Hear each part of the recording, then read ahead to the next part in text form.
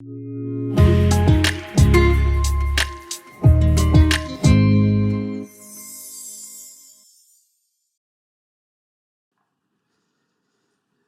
bien, bonjour à chacun. C'est bon d'être ensemble aujourd'hui. C'est une journée spéciale, comme tout le monde a mentionné, n'est-ce pas? Que ce soit Luigi, André, on est ici parce que pour nous, en tout cas, on se rappelle d'un événement spécial, un événement où Dieu intervient pour sauver toute l'humanité. Alors, mon nom est Gilles Farley et je vous souhaite vraiment d'avoir une bonne journée, une bonne avant-midi aussi. Et ainsi, pour nous, le récit de la naissance de Jésus est quelque chose de spécial. Je vous dirais que pour la société en général, c'est plus une légende. C'est plus un récit de quelque chose qui n'est pas vraiment arrivé, quelque chose de fictif. Donc, que ce soit la naissance de Jésus d'une vierge, la visite des mages et bien d'autres récits, sont considérés comme fictifs. Tout ce qui est mystérieux. Don Carson, qui est un théologien assez connu dans notre association, dans notre famille d'Église, mais aussi ailleurs, mentionne dans sa méditation sur 1 Timothée, chapitre 1, que j'ai fait. J'avais décidé du passage que j'étudierais, que je partagerais avec vous là quelques semaines. Et je pense que c'est cette semaine où on est tombé sur la méditation de Don Carson sur 1 Timothée chapitre 1. Et il dit qu'au cours des 100 dernières années environ, 100 dernières années, basé sur quand il a écrit son commentaire sur 1 Timothée, c'est probablement plus de 150 années, une telle diversité dans les interprétations a parfois découlé d'une réticence à accepter les détails surnaturels ou l'ensemble de l'histoire comme historiquement vrai. Une résistance à accepter ces choses comme étant vraies. Eh bien, peux-je vous dire que ce n'est pas mon cas. Et ce n'est pas le cas de l'Église ici. Nous croyons que Jean-Baptiste a précédé la venue de Jésus pour préparer son chemin, comme il avait été annoncé. Et nous croyons que Jésus est né d'une vierge qui s'appelait Marie, car elle se trouvait enceinte par la vertu du Saint-Esprit, quelque chose où on se moque assez fréquemment. Et nous croyons que les mages sont venus de l'Orient visiter Jésus à Bethléem. Hérode envoya tuer les enfants de Bethléem de 2 ans et moins. Donc, nous croyons cela. Et ces récits sont une source de joie, d'encouragement, de paix et d'espérance pour nous. Si c'était seulement qu'une légende et des récits fictifs, il n'y aurait aucune espérance. Un peu comme notre frère, l'apôtre Paul, mentionne dans l'une de ses épîtres. Si ces choses n'étaient pas vraies, eh bien, nous n'aurions aucune espérance. L'Ancien Testament prédit l'arrivée de l'enfant, prédit la venue de Jean-Baptiste, prédit même la mort de Jésus-Christ. Le Nouveau Testament, eh bien, on y voit le récit de la naissance de Jésus dans au moins 2 des évangiles, Matthieu et Luc.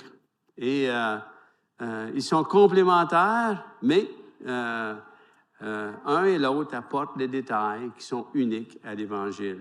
Et entre autres, Matthieu va parler de la venue des mages. Il va parler du temps où Jésus est allé en Égypte, de la fuite en Égypte. Et il va parler aussi du geste d'Hérode de faire mourir les enfants de 2 ans et moins.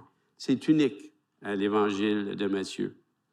Alors ce matin, on va regarder en détail un événement qui n'est pas arrivé à la journée de la naissance de Jésus, un événement où les mages sont venus visiter Jésus. Alors, je vais vous lire, c'est dans Matthieu chapitre 2, les versets 1 à 12 pour ceux qui aiment lire. Je vais le lire et ensuite, on commencera un peu la signification de tout cela. Jésus naquit à Bethléem en Judée, à l'époque du roi Hérode.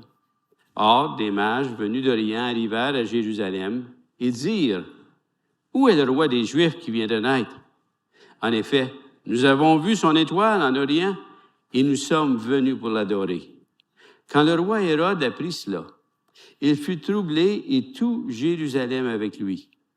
Il rassembla tous les chefs des prêtres et spécialistes de la loi que comptait le peuple et leur demanda où le Messie devait naître. Ils lui dirent, « À Bethléem, en Judée, car voici ce qui a été écrit par l'intermédiaire du prophète.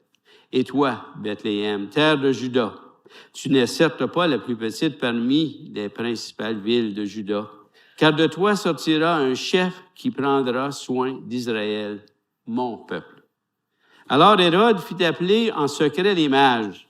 Il s'informa soigneusement auprès d'eux du moment où l'étoile était apparue. Puis il les envoya à Bethléem en disant, « Allez prendre des informations exactes sur le petit enfant.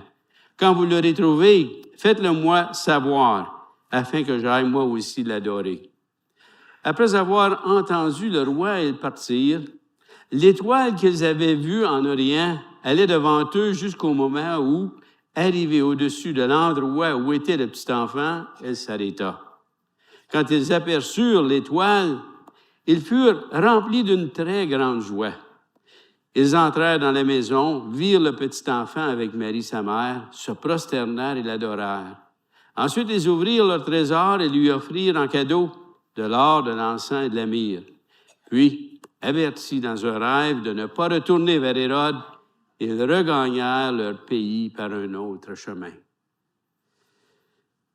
Voilà le récit de la visite des mages. Courbons-nous avant de débuter. Seigneur, notre Dieu, c'est vraiment une journée spéciale, comme on a mentionné, et pas parce que c'est arrivé aujourd'hui, mais parce qu'il y a plus de 2000 ans, tu as pris en pitié l'humanité et tu as commencé à accomplir le plan que tu avais déterminé depuis l'éternité, d'envoyer ton propre Fils, faire partie de l'humanité, de prendre un corps d'un homme faible, ayant toutes les faiblesses que nous, on a, mais lui étant sans péché, et lui donner une mission par laquelle il allait mourir sur la croix et par ce fait réconcilier les hommes qui mettent leur foi en Jésus-Christ. Merci Seigneur Dieu pour ta parole que tu nous as laissée, que tu as préservée à travers ces temps et que, Seigneur, que tu touches notre cœur ce matin avec le récit et que tu remplisses notre cœur d'un désir de t'adorer, comme les mages l'ont fait. Amen. Matthieu débute le récit un petit peu après la naissance de Jésus. C'était pas la journée de la naissance de Jésus quand que Matthieu nous raconte la venue des mages. C'était quelque peu après la naissance de l'enfant. Et comme un journaliste, il nous mentionne un peu ce qui est arrivé. Et je vous dirais que l'histoire, c'est des étrangers qui sont envoyés par Dieu pour adorer le roi des Juifs. Des étrangers. Et on pourrait se demander pourquoi des étrangers. On va voir ça un peu tantôt. Alors, il y a un enfant qui vient de naître, qui est le roi des Juifs. Mais Matthieu, au verset 1, dit que c'est Jésus, le nom que Dieu avait demandé à Joseph de donner à l'enfant que Marie allait naître. Et Jésus signifie sauveur.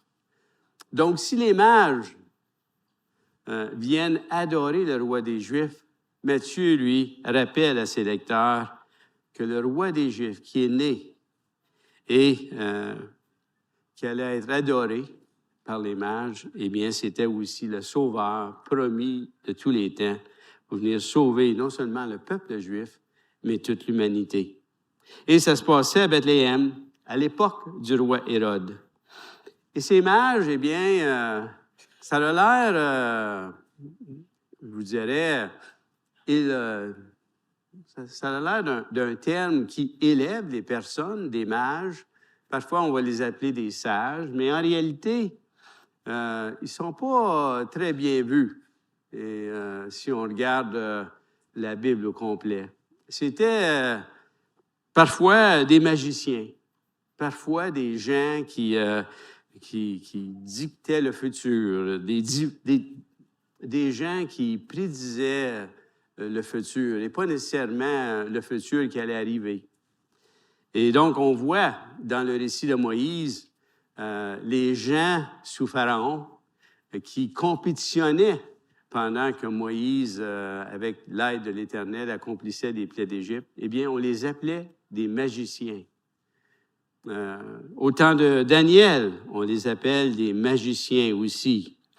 Parfois, on leur donne un nom de sages, parce que c'était des gens qui avaient quand même une influence assez grande auprès des rois. Et on les consultait souvent pour voir ce qu'ils avaient à dire. Mais c'était des genres de sorciers, des genres de personnes, par exemple, qui vont écrire un horoscope pour qu'est-ce qui arrive à ma naissance, qu'est-ce qui va arriver dans le futur.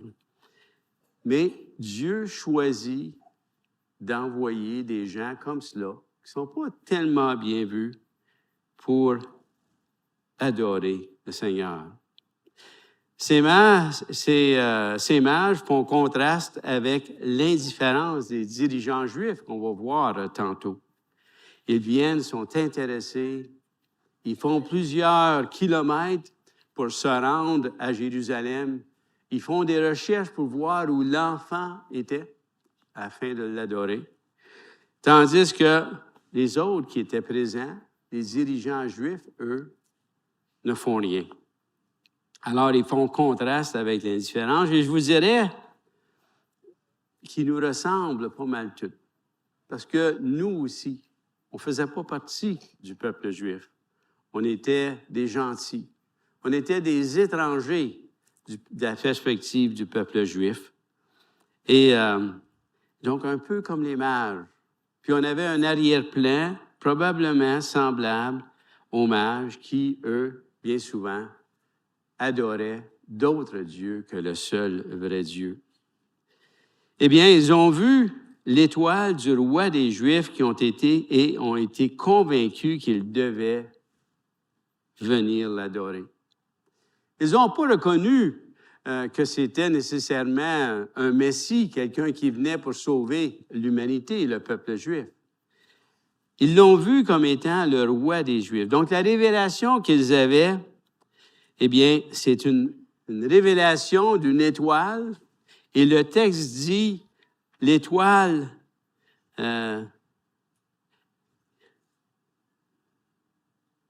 c'est marqué, nous avons vu son étoile en Orient. Bien, on regarde les étoiles, chacun de nous. Quand on n'est pas en ville trop, il y a moins de lumière, on peut voir les étoiles. Et il n'y en a pas une que je dirais que c'est l'étoile de Gilles. Par contre, il y a des étoiles qui brillent plus que d'autres, n'est-ce pas? Et les étoiles, on peut les voir à travers toute la Terre, en Chine, au Canada, dans tous les pays, qu'on soit au Brésil, qu'on soit au nord, qu'on soit à l'ouest, à l'est de où on est. Les étoiles sont toujours visibles.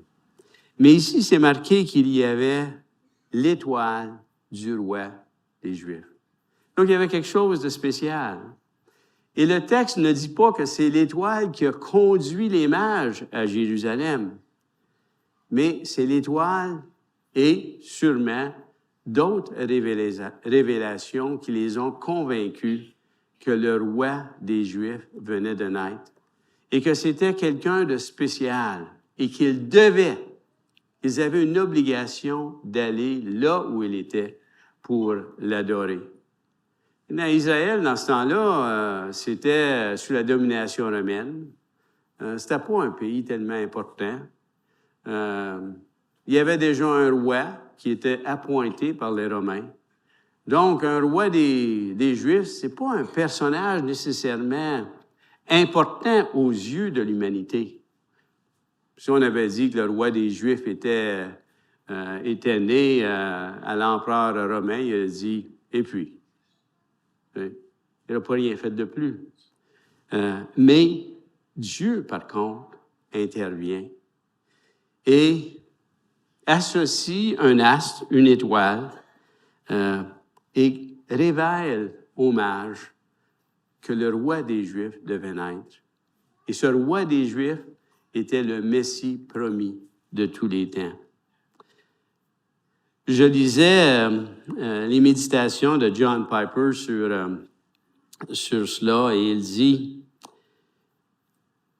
voici le texte qu'il mentionne concernant l'étoile. Il dit, une étoile fait quelque chose qu'elle ne peut pas faire toute seule. L'étoile ne peut pas révéler le nom d'une personne qui est née, c'est impossible. Elle peut apparaître, elle peut être vue, mais elle n'envoie pas des messages textes, des courriels, elle ne téléphone pas. Alors, une étoile fait quelque chose qu'elle ne peut pas faire toute seule. Elle guide les mages vers le Fils de Dieu afin qu'ils puissent l'adorer. Il n'y a qu'une seule personne dans la pensée biblique qui peut être derrière l'intentionnalité que l'on constate chez cette étoile. Et cette personne, c'est Dieu lui-même. La leçon est donc claire. Dieu guide des étrangers vers Christ afin qu'ils puissent l'adorer.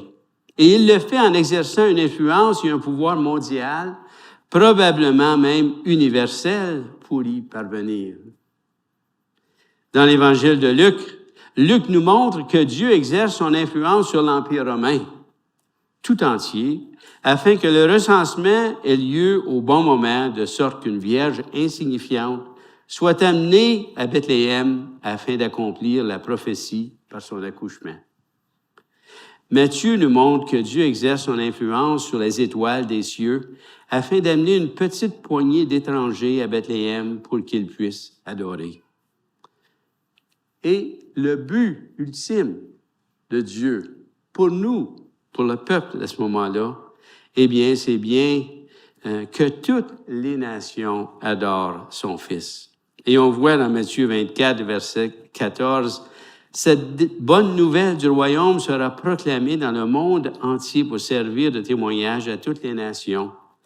Alors viendra la fin. » Mais nous sommes au moment où, graduellement, de plus en plus, les nations témoignent du Fils et l'adorent. Et nous avons ce privilège, nous avons cette mission de participer à proclamer à tout le monde entier qui est ce Fils, qui est né il y a plus de 2000 ans, mais qui est aussi mort à la croix pour porter nos péchés. Donc, nous avons un message qui est plus complet que le message que les mages avaient à ce moment-là. Maintenant, si les étrangers sont venus adorer le roi des Juifs, il y a ceux qui devaient être les premiers à l'adorer, qui ne l'ont pas fait, qui ont montré une indifférence complète. Et on voit dans les versets 3 à 6, un Hérode qui est troublé. Et on dit, tout Jérusalem est troublé. Et il rassemble ceux, les dirigeants, les scribes, et ceux qui pourraient connaître un peu où cet enfant, le roi des Juifs, ce bébé, où devait-il naître? Et les dirigeants juifs reviennent et lui disent, à Bethléem, en Judée, car voici ce qui a été écrit par l'intermédiaire du prophète. La source de ce qui a été écrit n'est pas la source d'un homme, du prophète Michée, mais va plus loin que cela. Et mais eux font rien avec cela. Ils sont posés une question. Ils répondent à la question avec toute la connaissance qu'ils ont, mais ils vont nulle part. Ils restent là. La naissance de Jésus a lieu pendant le règne d'Hérode.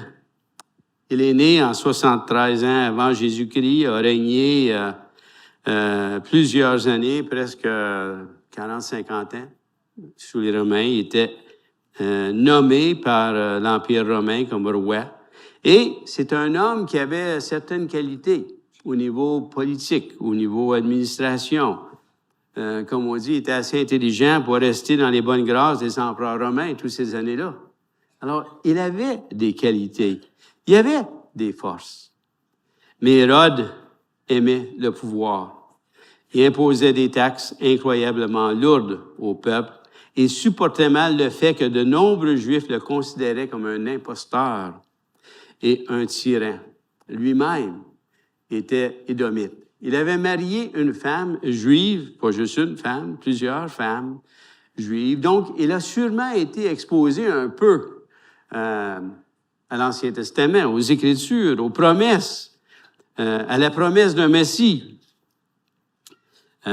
Certainement exposé à ça, une certaine connaissance. Probablement pour ça qu'il a décidé d'aller voir les dirigeants juifs pour savoir où l'enfant devait naître. Au cours de ces dernières années, souffrant d'une maladie qui aggravait sa paranoïa, il se tourna vers la cruauté et on dit qu'il avait des rages de jalousie, qu'il tua des associés proches, donc des gens qui avaient travaillé à ses côtés pendant des années, les tua par jalousie. Il tua sa femme, Marie-Anne, et au moins 2 de ses fils. Au moins 2 de ses fils, par crainte qu'ils prennent le pouvoir. Hérode craignait tous ceux qui menaçaient son trône. Et pourtant, après la naissance de Jésus, il a régné que quelques années.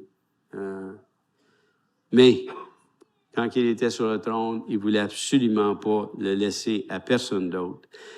Worsby dit que c'était un monstre impitoyable qui tuait même ses propres enfants pour protéger son trône. Il avait 9 ou 10 femmes et était connu pour sa duplicité, son hypocrisie, sa tromperie et sa luxure.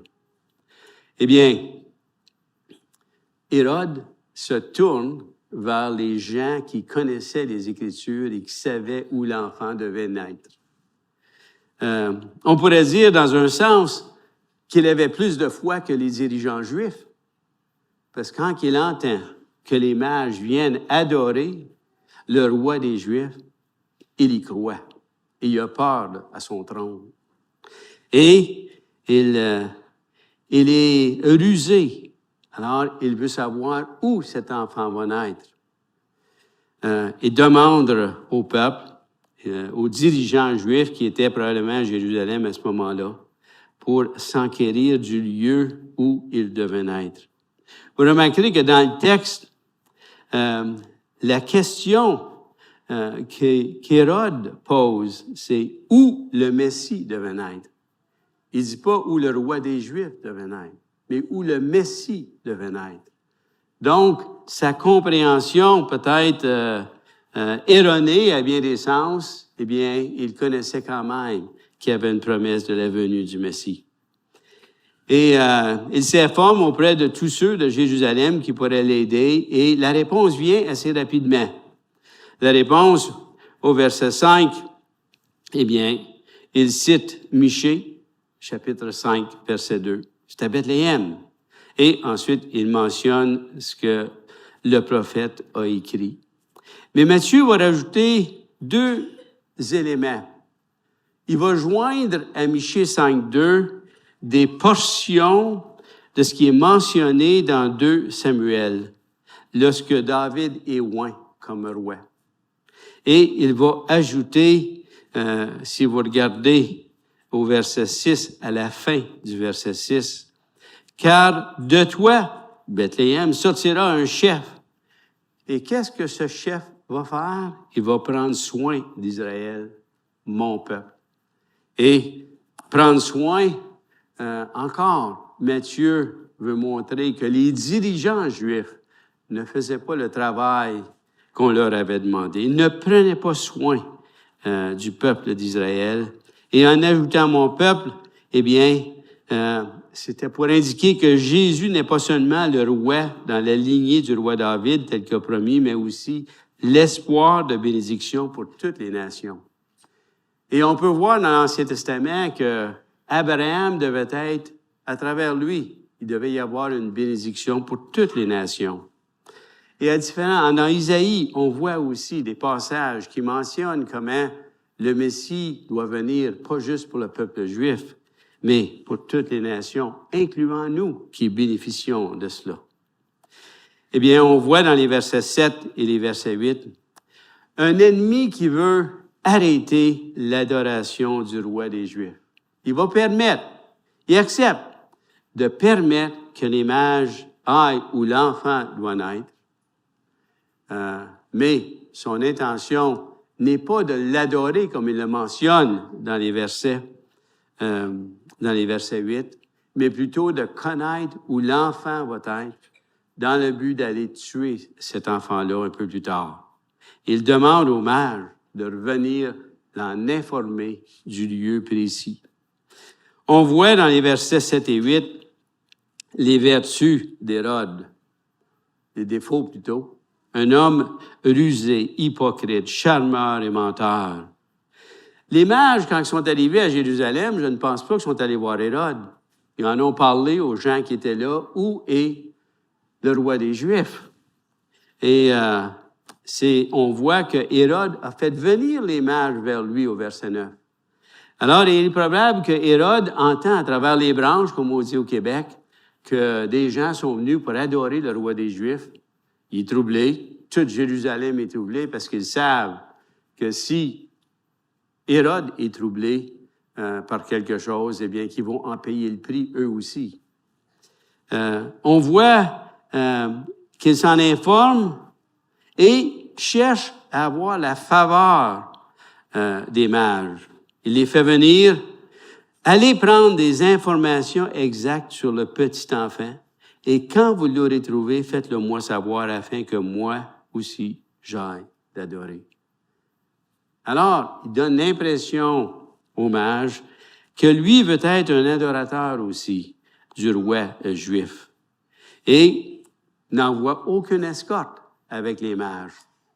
Il veut les charmer, gagner leur faveur, leur confiance. Hérode, on pourrait dire, il a la foi qu'un roi des Juifs est né. Il a la foi que c'est à Bethléem, mais ce n'est pas une foi pour l'adorer. C'est une foi pour arrêter que quiconque veut l'adorer ne puisse le faire en allant plus tard et en tuant l'enfant. Alors, on voit que finalement, avec l'information qu'Hérode leur donne, les mages vont adorer le roi des Juifs.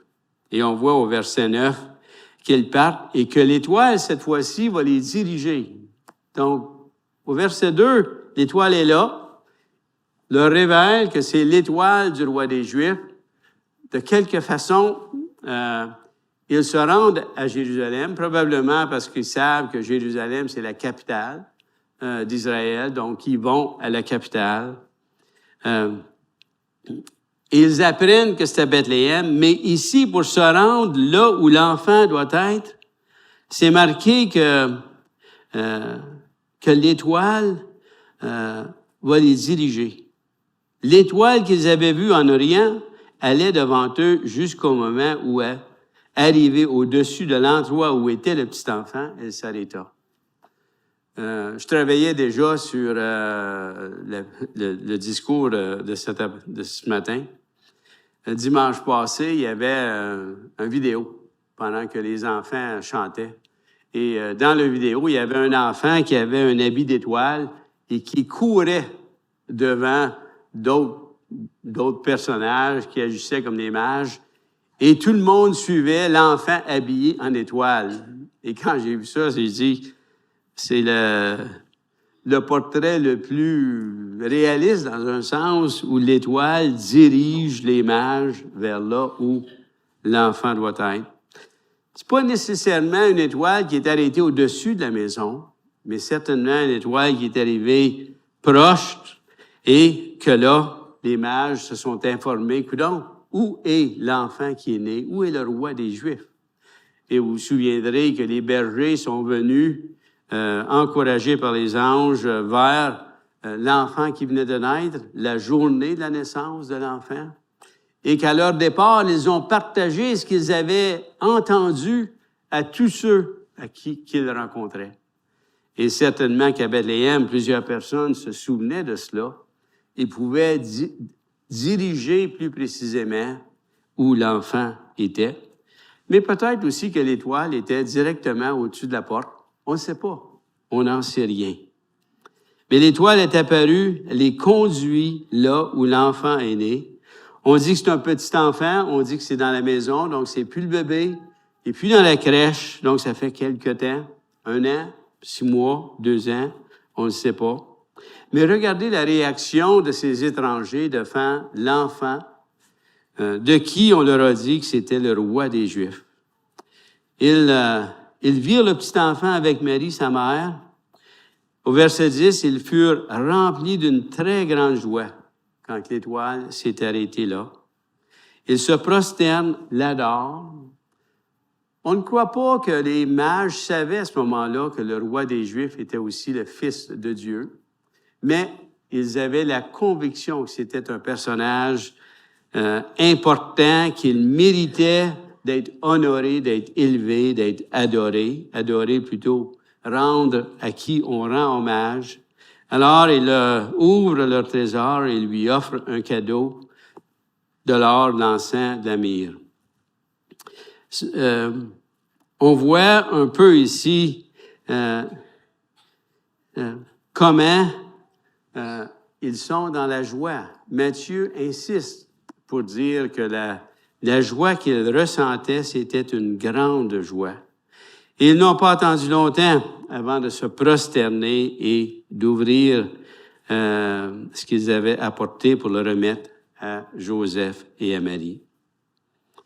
On peut penser que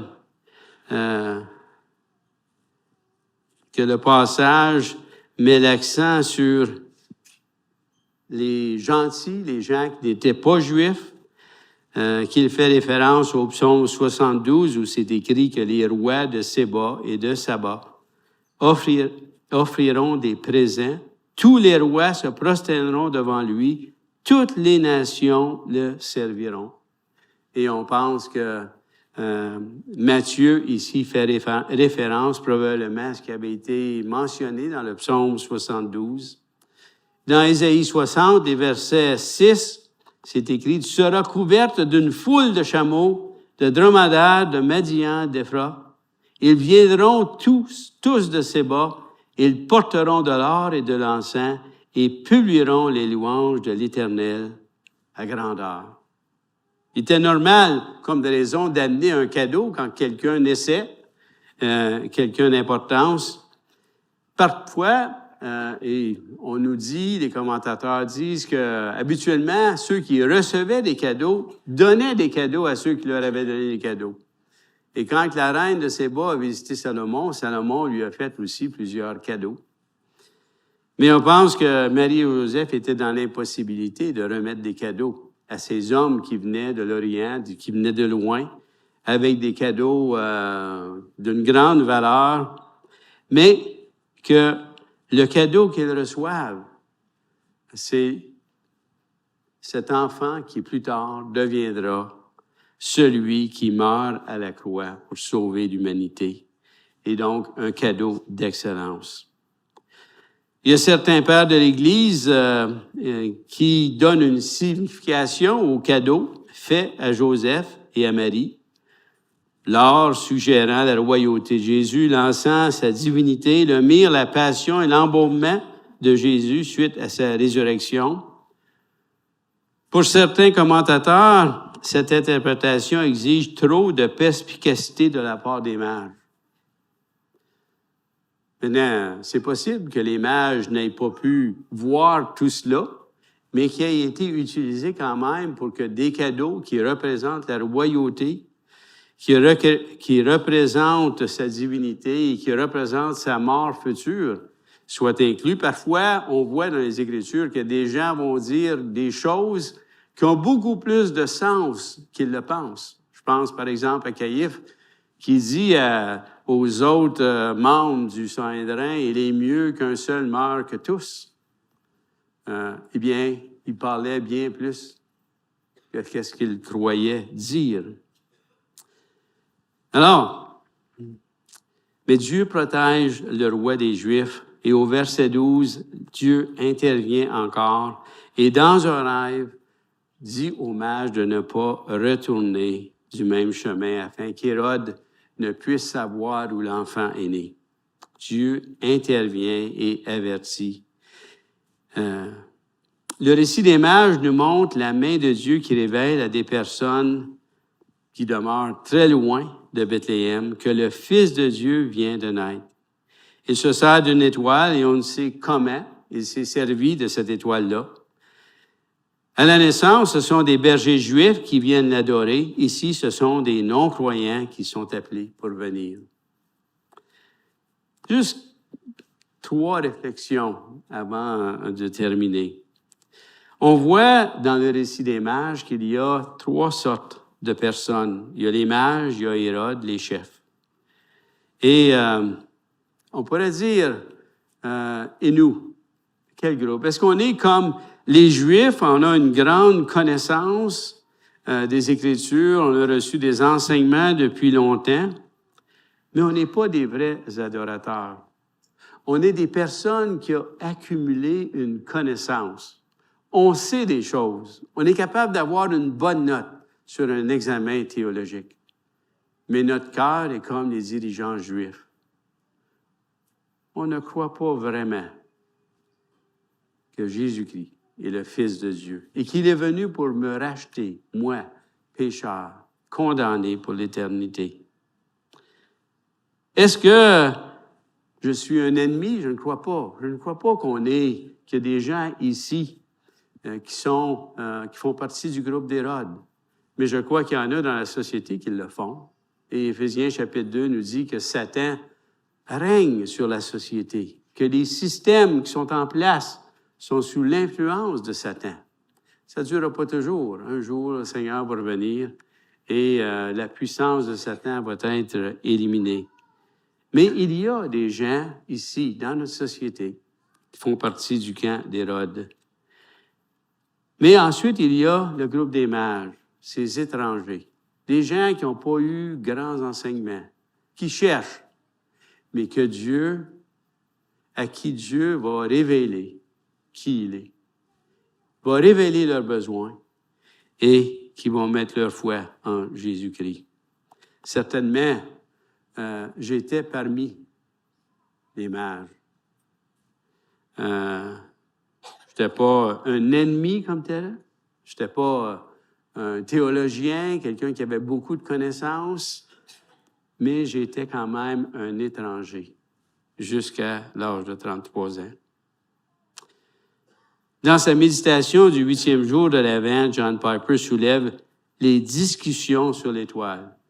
Apparemment qu'il y a énormément de discussions, énormément de livres qui cherchent à expliquer d'une façon scientifique, d'une façon avec un raisonnement humain, comment une étoile a pu être étudiée, révélée à des gens qui sont des magiciens, des sorciers, des astrologues aussi, et qui peuvent comprendre que cette étoile-là est l'étoile du roi des Juifs.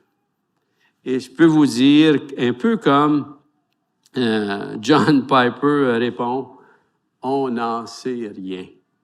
Et c'est impossible de le savoir, parce que c'est Dieu qui agissait pour faire arriver ces choses. C'est la main de Dieu qui agissait pour envoyer les mages pour adorer cet enfant qui naissait. Eh bien, pour lui, il y a un danger de mettre tellement d'attention pour comprendre comment est-ce que les mages ont pu savoir, puis se rendre à Jérusalem, se rendre à Bethléem, qu'on en fait une obsession. Le danger de s'attaquer, de s'attarder sur des théories, des sujets qui sont périphériques, secondaires, marginaux, peu importants au niveau spirituel. C'est pas central au message de l'Évangile de savoir comment les mages ont été dirigés de Jérusalem jusqu'à l'endroit où l'enfant était. Et pourtant, ça peut prendre beaucoup de place dans nos propres discussions. Piper dit, on trouve chez des gens qui sont entraînés et obsédés dans une voie secondaire peu de joie à l'égard des grandes réalités centrales de l'Évangile. Dans son commentaire sur 1 Timothée, chapitre 1, versets 3 à 7, Carson mentionne le danger de poursuivre des sujets secondaires. Il dit ceci, à mon départ pour la Macédoine, il s'adresse à Timothée, je t'ai encouragé à rester à Éphèse pour donner instruction à certaines personnes et de ne pas enseigner d'autres doctrines, et de ne pas s'attacher à des fables, à des généalogies sans fin, il aurait pu dire, à des discussions sur comment l'étoile s'est révélée aux mages, qui produisent, quoi, dit-il? Des controverses, au lieu de servir le projet de Dieu qui s'accomplit dans la foi. Dans Tite, au chapitre 3, versets 8 et 9, il dit, « Cette parole est certaine et je veux que tu te montres affirmatif là-dessus, afin que ceux qui ont cru en Dieu s'appliquent à pratiquer de belles œuvres. Voilà ce qui est bon et utile aux hommes. Mais les folles spéculations, les généalogies, les disputes, les conflits relatifs à la loi, évite-les car ils sont nuisibles et sans valeur. » Paul a mentionné le temps des fêtes, 2021. Nous sortons d'une période qui a divisé la société, les familles, les conseils d'église, les églises au complet. Les sujets qui enflammaient nos discussions, j'ai essayé d'éviter d'être enflammé par ces discussions-là. Les vaccins, oui ou non? Bon, mauvais. Le masque, utile, pas utile. Le respect des autorités, je dois m'y soumettre. Non, je ne dois pas m'y soumettre. Eh bien, finissons avec le passeport vaccinal qui a été le dernier sujet l'année passée. Est-ce qu'on doit l'imposer ou pas l'imposer? Tous ces sujets étaient secondaires, étaient périphériques, peu importants pour l'avancement de l'Évangile, même nuisibles. Par contre, les sujets qui étaient centraux à l'Évangile, on les a peut-être mis de côté. Et John Piper nous donne une liste des sujets qui doivent être au centre de nos discussions. La sainteté de Dieu, la laideur du péché, la misère de l'homme, la mort du Christ, la justification par la foi seule, l'œuvre sanctificatrice de l'Esprit, la gloire du retour du Christ, le jugement dernier, sont des sujets qui sont centrales à l'Évangile. Est-ce que le vaccin va nous sauver ou non? Il y en a qui sont morts, il y en a qui ont vécu. Est-ce que le masque est utile? Il y en a qui portent le masque ici ce matin et c'est bien. Il y en a d'autres qui ne le portent pas, c'est bien. C'est pas important pour l'avancement de l'Évangile. C'est pas un sujet qui doit nous attarder, qui doit nous enflammer par des convictions. Prenons l'observation de John Piper, les enseignements de Paul au sérieux. Demeurons dans ces éléments qui sont centraux à l'Évangile. Dernière réflexion, aujourd'hui, nous célébrons la naissance de Jésus. Mais nous avons beaucoup plus que le roi des Juifs. Nous savons qu'il y a beaucoup plus que le roi des Juifs qui est né il y a plus de 2000 ans. Nous savons que cet enfant qui est né, c'était le Fils de Dieu, qui s'était incarné. C'était Dieu parmi les hommes, Emmanuel. Et qu'il était venu pas pour avoir un bon temps, qu'il était venu pour prendre nos péchés sur lui, de mourir à la croix, de satisfaire la justice de Dieu et de permettre à tout être humain qui met sa foi en lui d'obtenir la vie éternelle. Rappelons-nous de cela. Nous avons encore plus de raisons que les mages d'adorer Jésus-Christ. Bien plus de raisons d'adorer Jésus-Christ. Et je dois vous dire, dans mon cœur, je me disais, quelle sorte d'adorateur est-ce que je suis? Le plus qu'on connaît Dieu, qu'on connaît Jésus-Christ, le plus qu'on connaît sa bonté, sa miséricorde, le plus qu'on veut l'obéir, le plus qu'on veut l'aimer. Si je ne suis pas un bon adorateur, c'est que je ne le connais pas suffisamment. J'ai à m'approcher et à chercher à le connaître. Prions, s'il vous plaît. Seigneur Dieu, tu t'es révélé à moi, j'avais 33 ans.